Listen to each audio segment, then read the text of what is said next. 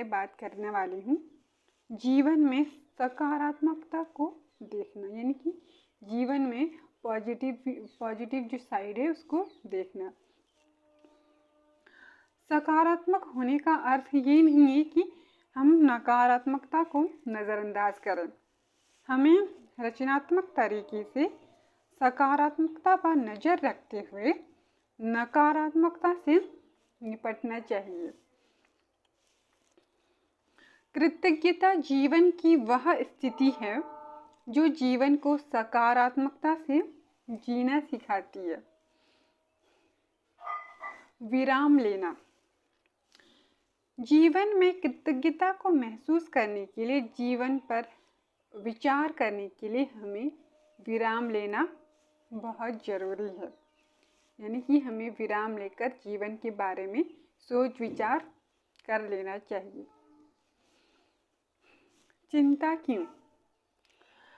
अगर जीवन में कोई समस्या है भी तो चिंता क्यों? और अगर जीवन में समस्या नहीं भी है तो चिंता क्यों? इसीलिए किसी भी परिस्थिति में चिंता करना आवश्यक नहीं है। आध्यात्मिक साधना। हम आध्यात्मिक अनुभव करने वाले मानवीय जीव नहीं हैं, बल्कि मानवीय अनुभव करने वाले आध्यात्मिक जीव हैं।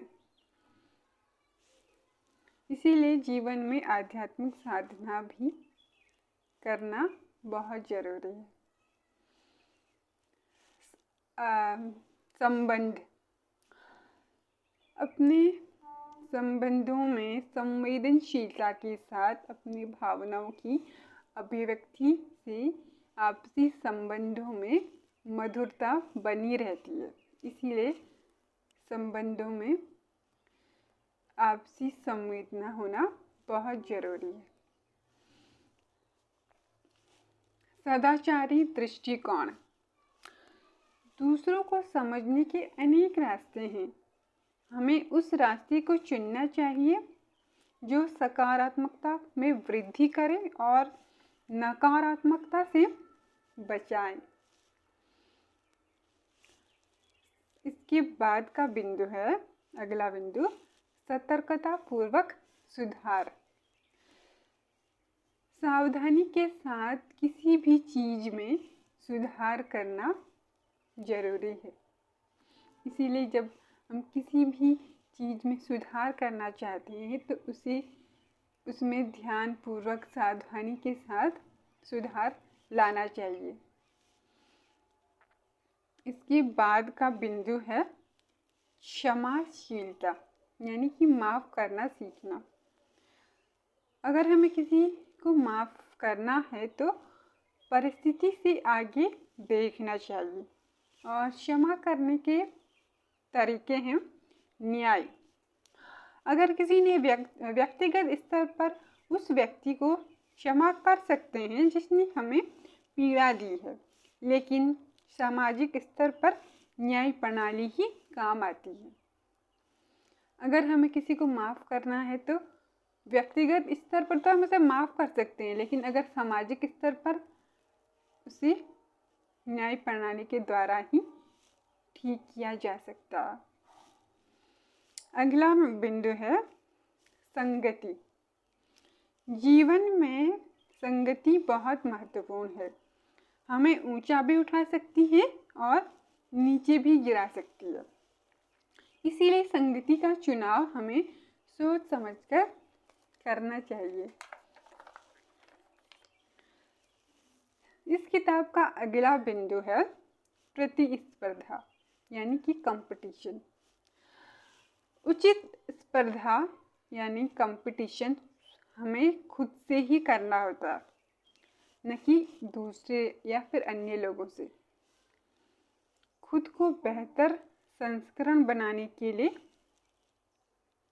खुद से स्पर्धा करना चाहिए, यानी कि खुद का ही एक बेहतर संस्करण बनने के लिए अपने आप से प्रतिस्पर्धा करनी चाहिए।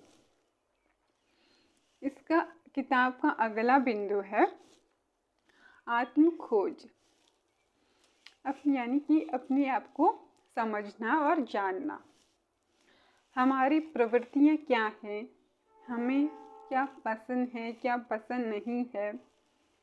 जीवन में वही करो जिसे करना पसंद है, वही चुनो जो वो करना चाहते हैं या फिर जो करना चाहते हैं। इससे जीवन में कभी भी तनाव नहीं होगा। जो हम करना चाहते हैं, जो कर सकते हैं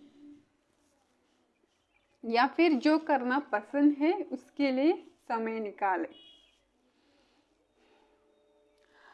इस किताब का अगला मुख्य बिंदु है कार्यस्थल में आध्यात्मिकता, यानी कि जहाँ पर हम काम करते हैं वहाँ पर आध्यात्मिकता की क्या महत्वता, यानी कि आध्यात्मिक स्थल पर अध्यात्म की क्या ज़रूरत है।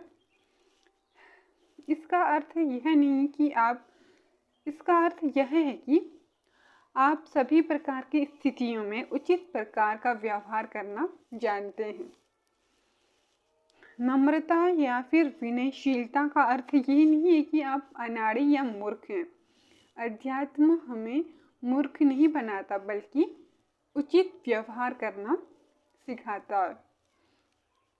अब इस किताब का अगला मुख्य बिंदु है सत्यनिष्ठा और चरित्र। अध्यात्म अच्छा चरित्र विकसित करने में सहायता करता है।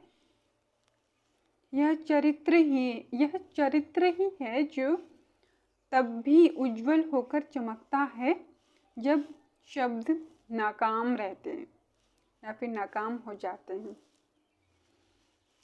सच्चरित्र ही जीवन को बदलता है, इसलिए हमें अपने चरित्र को अच्छा बनाए रखना चाहिए या फिर अच्छा बनाने की कोशिश करनी चाहिए। निस्वार्थ त्याग। आप पूरी तरह से स्वार्थी या फिर पूरी तरह से स्वार्थ रहित नहीं हो सकते। इनके बीच का कोई संयोग हो सकते हैं, यानी कि हम न तो पूरी तरीके से हम स्वार्थी हो सकते हैं और नहीं पूरी तरीके से निस्वार्थ। इन दोनों के बीच में कहीं हो सकते हैं। इसको समझाने के लिए आइसक्रीम और मोमबत्ती का दर्शन। आइसक्रीम का दर्शन कहता है कि पिघलने से पहले इसका आनंद लो, और मोमबत्ती का दर्शन कहता है कि पिघल जाने से पहले दूसरों को रोशनी दो। अब सबसे पहले बात आती है निस्वार्थ त्याग। तो सबसे पहले परिवार से शुरू करना चाहिए। निस्वार्थता का पहला चरण अपने परिवार के साथ शुरू होता है। अगर हमें निस्वार्थ भावना रखनी है तो सबसे पहले अपने परिवार से शुरू करनी चाहिए। और अगर हम निस्वार्थता की भावना का दायरा बढ़ाते हैं तो ये फिर समाज और देश को प्रभावी बनाए रखने के लिए कर सकते हैं। उसको देश की सेवा कर सकते हैं या फिर समाज को बेहतर बनाने में मदद कर सकते हैं। अब इसका आखिरी और महत्वपूर्ण बिंदु है सेवा में आनंद। जब हम निस्वार्थ भाव से त्याग करते हैं तो हमें सेवा करते हैं तो हमें आनंद का अनुभव होता है, और यही जीवन का सार है।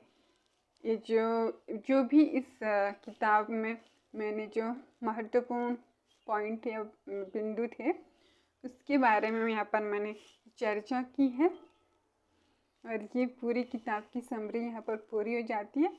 तो ज़रूर बताइए ये वीडियो और इस किताब की जो महत्वपूर्ण बिंदु हैं उनके बारे में क्या कहना है, कैसा लगा।